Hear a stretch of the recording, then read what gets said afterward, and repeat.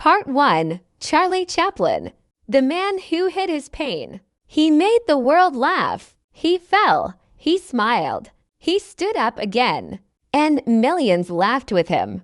But behind that smile, there was hunger, loneliness, and fear. This is not a story about comedy. This is a story about pain that learned how to dance. Charlie Chaplin was born in 1889 in London. His childhood was not kind. His father struggled with alcohol. His mother struggled with illness. Money was always missing. Food was never enough. As a child, Charlie learned one thing very early. If you want to survive, you must adapt. Again and again, life pushed him down. And again, he stood up. He spent time in workhouses, cold places, loud places, places where children learn to stay quiet. Charlie felt shame. He felt fear. But he also learned to watch people. How they walk, how they fall, how they hide pain behind small gestures. When his mother could no longer work, Charlie had to grow up fast. There was no safety net, no protection, only movement forward. The stage became his escape, not fame, not applause, escape. When Charlie performed, pain became invisible. Movement replaced words. Silence became expression. He discovered something powerful. You do not need words to be understood. You need truth. And truth lives in the body. Charlie's walk, his hat, his shoes, his silence. All of it came from real life, from hunger, from embarrassment, from being small in a big, cruel world. People laughed. But Charlie was not laughing inside. He was remembering. He was transforming pain into rhythm, fear into timing, loneliness into connection. Little by little, the character was born.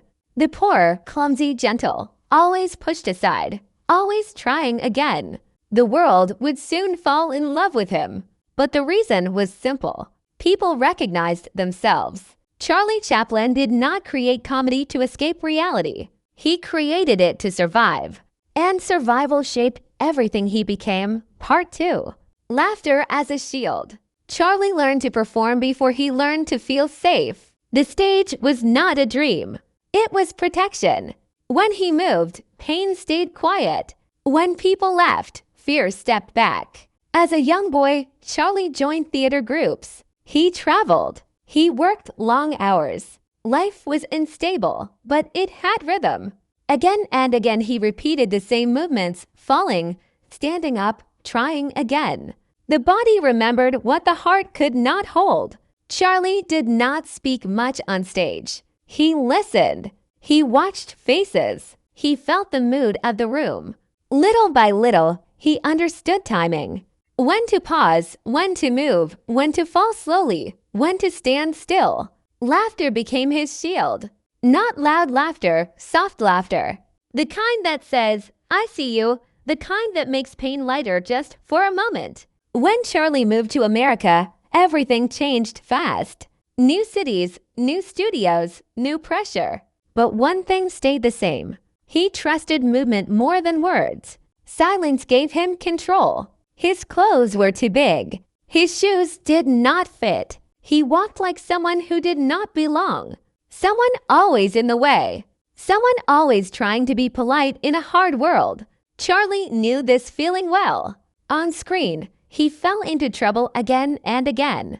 He stood up. Not strong, not proud, just standing.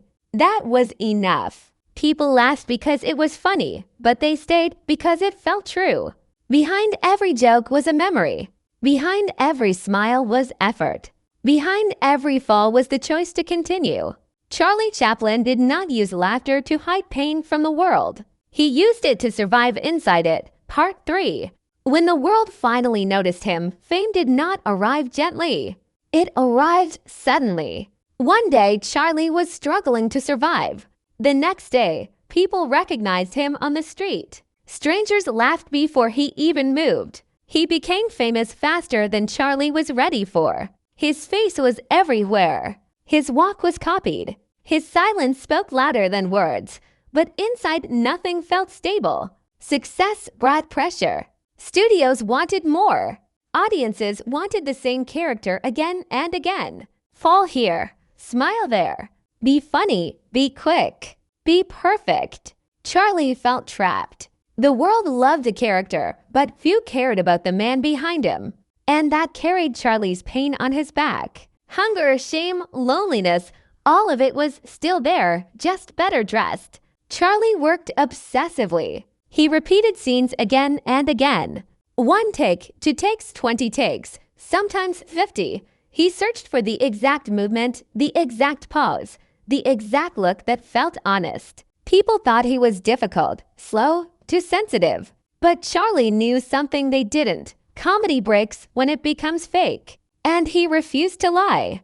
Behind the camera, he was serious, silent, focused. He watched every detail. How a foot touches the ground, how a hat falls, how sadness hides inside humor. Charlie did not chase laughs. He chased truth. He was poor. He was small. He was often humiliated. But he never became cruel. He helped others even when he had nothing. He shared food he didn't have. He protected people weaker than him. This was not fiction. This was Charlie's inner world. Audiences laughed, but something else happened too. They felt understood. They felt seen. Without words, Charlie touched something deep and human. And this connection was dangerous because once people truly see you, you can no longer hide. Charlie felt exposed. The more the world loved him, the more he felt alone. Fame did not heal old wounds. It opened them. Still, he continued again and again. Film after film, fall after fall, smile after smile. Because stopping meant silence, and silence meant going back to where he started. Charlie Chaplin was no longer just entertaining the world. He was carrying it. Part 4. When laughter became dangerous. As Charlie Chaplin became more famous, laughter began to change its meaning. At first it was warmth, connection, relief, but slowly it turned into expectation, pressure, demand. People no longer laughed with him. They waited for him to perform. Every new film carried a heavy weight. Be better, be funnier, be the same. Again and again, the world asked for the character, but Charlie was changing inside, and the world was not. Charlie felt fear before filming. Not fear of failure, fear of repetition, fear of losing honesty, fear of becoming empty. So he did something risky. He slowed down. He began to use comedy to speak about pain directly, hunger, poverty, loneliness, power. He showed a world that was unfair and he showed it without anger, only truth. Some people laughed less, others felt uncomfortable. Silence entered the room. Charlie understood this moment. When laughter fades, meaning appears. He took full control of his films. He wrote them, directed them, edited them. Again and again, he chose independence over safety. This gave him freedom, and it gave him enemies. Studios did not like his control. Politicians did not like his messages. Powerful people did not like being seen through humor. Slowly, pressure grew around him. Charlie felt watched, judged, misunderstood. The same world that once celebrated him now questioned him. Still, he did not retreat. He believed comedy could tell the truth without shouting. He believed silence could say more than speeches. He believed the small man could stand against the powerful, even if he lost. Inside, fear and courage lived together. Every film became a risk. Every smile carried tension. But Charlie accepted this cost because going back was impossible. He had used laughter to survive. Now he used it to speak. And once you speak honestly, the world never hears you the same way again. Part 5. Alone at the top. Charlie Chaplin reached a place very few people ever reach. He had complete control, fame, money, freedom, and yet he had never felt more alone. The world expected joy from him, smiles, laughter, lightness. But inside, Charlie felt heavy. Success did not bring peace. It brought distance. People no longer spoke to him honestly. They agreed too quickly. They laughed too easily. Silence followed him everywhere. Real connection became rare.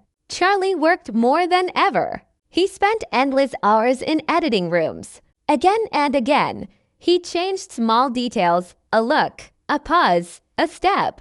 He searched for something real in a world that felt artificial. His films became quieter, slower, deeper. Comedy was still there, but pain stood closer to the surface. The smile lasted a second longer. The fall hurt a little more. Some audiences understood, others didn't. Criticism grew. Newspapers questioned him. Politicians watched him closely. His ideas were called dangerous. His silence was called suspicious. In a loud world, quiet truth made people uncomfortable. Charlie felt pressure from all sides. He was expected to explain himself, to choose sides, to become something clear and simple. But he refused.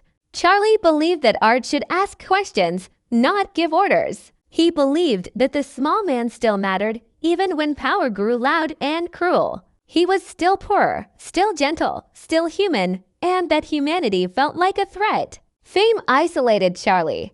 Trust became fragile. Love became complicated. The higher he stood, the further he felt from others. Still, he did not stop. He knew something important. If he became silent inside, everything would end. So he continued to create again and again, even when doubt followed every step. At the top of the world, Charlie Chaplin felt smaller than ever. And sometimes that is the loneliest place to be. Part 6. He spoke when silence was expected. For most of his life, Charlie Chaplin spoke without words. He trusted silence. He trusted movement. He trusted the small human gesture. But one day, silence was no longer enough. The world had changed. Fear was louder. Power was crueler. People were divided. And laughter alone could not protect truth anymore. So Charlie did something no one expected. He spoke. In The Great Dictator, he finally used his voice not to joke, not to